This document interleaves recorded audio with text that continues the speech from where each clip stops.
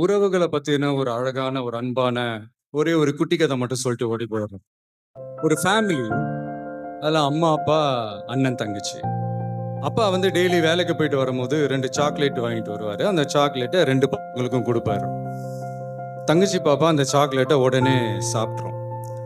அண்ணன் வந்து அடுத்த நாள் அந்த சாக்லேட்ட ஸ்கூலுக்கு எடுத்துட்டு போணும்னு சொல்லிட்டு, அத ஒரு இடத்துல அப்படியே மறைச்சு வைப்பாரு. அண்ணன் இப்படி கிராஸ் பண்ண உடனே தங்கச்சி பாப்பா போய் அந்த சாக்லேட்டையும் எடுத்து சாப்பிட்டோம். இது வழக்கமா நடந்துகிட்டே இருந்தது. ஒரு நாள் அந்த தங்கச்சி பாப்பா அண்ணனை பார்த்து கேக்குது, இந்த அன்பு அன்புன்னு சொல்றாங்களே அப்படின்னா என்னென்ன?